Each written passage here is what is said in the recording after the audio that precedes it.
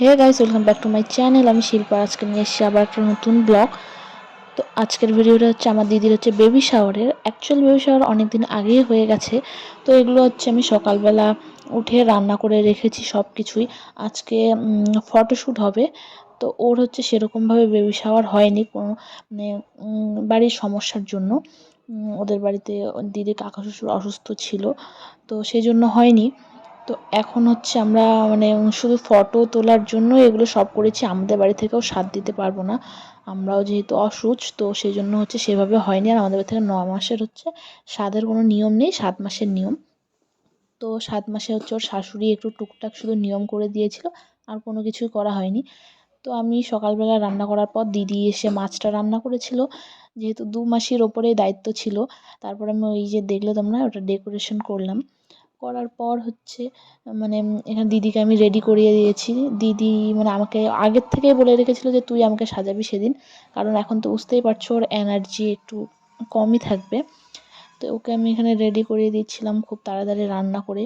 আর ওরা সবাই এত লেটে এসেছে, মানে কি বলবো, আমার রান্না হয়ে গিয়ে আমি অপেক্ষা করছি, তারপরে এসছে। তো আমিও তাড়াতাড়ি স্নান ধান করেই দিদিকে রেডি রেডি করিয়ে দিলাম। তো মানে আমাদের তবুও সেদিন ফটো তুলতে তুলতে সন্ধ্যা হয়ে গেছে শুরু করতে করতে। তো আমরা বিকেল 3টা সাড়ে 3টার দিকে রেডি হওয়া শুরু হয়েছে আমাদের। এখন তো জানোই তাড়াতাড়ি সন্ধে হয়ে যায়, তো সেজন্য তাড়াতাড়ি সন্ধে হয়ে গেছিলো। দিদির তবুও হেয়ার স্টাইলটা অন্য করতে চেয়েছিল, সেটা করা হয়নি। তো এখানে সব কিছু রেডি, অন্ধকার হয়ে গেছে দেখতেই পাচ্ছ। তো লাইট দিয়েই এখন ফটো তুলতে হবে, কিছু করার নেই। ভেবেছিল যে বাইরে কয়েকটা ফটোশ্যুট করবে, সেটা আর হলো না। আমিও রেডি হয়ে গেছি চটপট করে। তো সবাই এখানে আমরা এখন রেডি, আমার মিষ্টি মাম্মাও রেডি হয়ে গেছে। আর যেহেতু ফটোশ্যুট করবো সেজন্য আমরা আর কাউকে বলিনি, শুধু রান্না করে ওর সামনে সব কিছু রেখেছি ফটো তোলার জন্য। আমাদের কোনো নিয়ম নেই এখানে আজকে আর। দিদির খুবই ইচ্ছে ছিল, অনেক দিন থেকেই ভাবছিলাম যে ফটো তুলবো ফটো তুলবো। তো দিদি এখন 9 মাস, তো আর যেহেতু বেশি দিন নেই, তো সেদিনই ফাঁকা ছিলাম।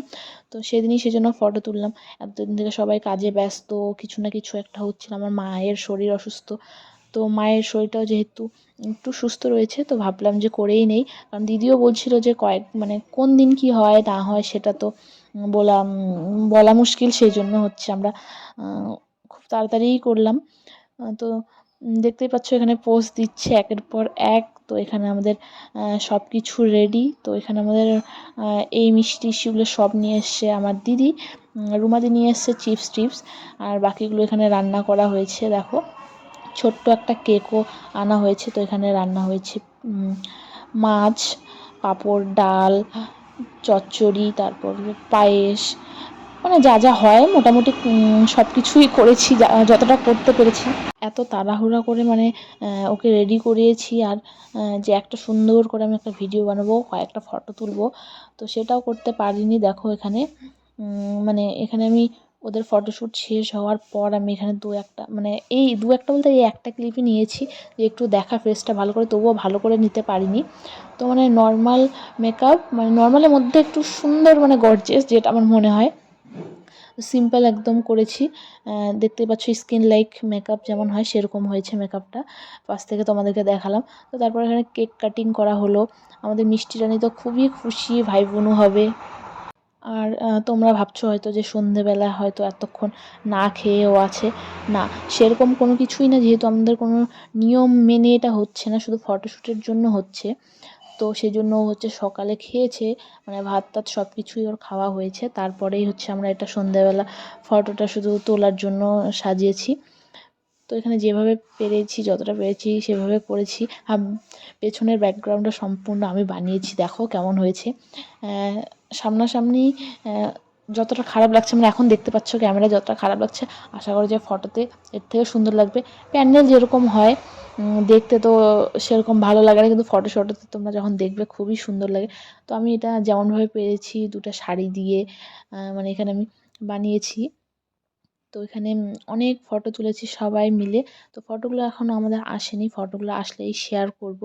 আর এটা হচ্ছে প্রায় ১ সপ্তাহ হয়ে গেছে মানে ভিডিওটা আমি এখনও পর্যন্ত পোস্ট করিনি। যেটা তোমরা জানোই আমি সবসময়ই ১ সপ্তাহ ২ সপ্তাহ পরে ভিডিও পোস্ট করি। কিন্তু আমি ভাবছি যে এখন আমি ডেইলি ব্লগ শেয়ার করব। যেহেতু আমি ডেইলি ব্লগের চ্যানেল খুলেছি, তো আমি ডেইলি ব্লগ শেয়ার করব সব জায়গাতেই। ফেসবুক, ইউটিউব সব জায়গাতেই করব। তো এখানে আমি দিদিকে বলেছিলাম ভিডিও করে দিতে। দেখো একে দিদা একটা বড় টিপ পরিয়ে দিয়েছে, জন্য ও মনে হয় ভিডিও করেছে। তো আমি পরে এটা দেখলাম যে ও মুখটা নিয়েছে। প্রথমে ও একটা ছোট্ট টিপ পরে সুন্দর সেজেছে। তারপর দিদা বলছে, তোরা বউ মানুষ এত ছোট ছোট টিপ পরিস জন্য, সেজন্য একটা বড় টিপ পরিয়ে দিয়েছে। আর এই যে মাছের মাথা নিয়ে এখানে পোজ দিচ্ছে এখন দিদি।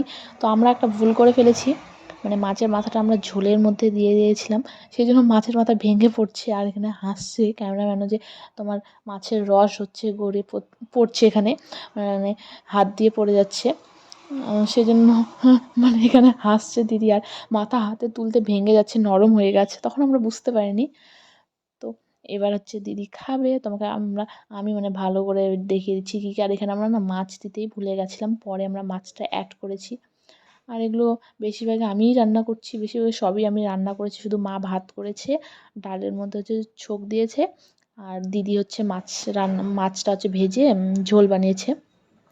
সব কিছু আমি করেছি, আমার কিন্তু করে খুবই ভালো লেগেছে। তারপর কেক কাটার পর দেখো এখানে আমরা হামলা করে ফেলেছি, পুচকি আমি সবাই মিলে আমরা এখানে কেক খাচ্ছি।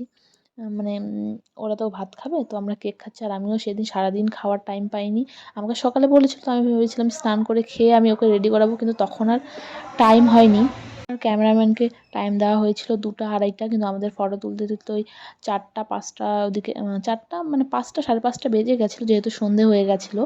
তো এখানে দেখো ফটো তোলার জন্য কত ভাত কত কিছু নেওয়া হয়েছে, কিন্তু খেতে কিছুই পারবে না, সব কিছু তুলে রেখেছে।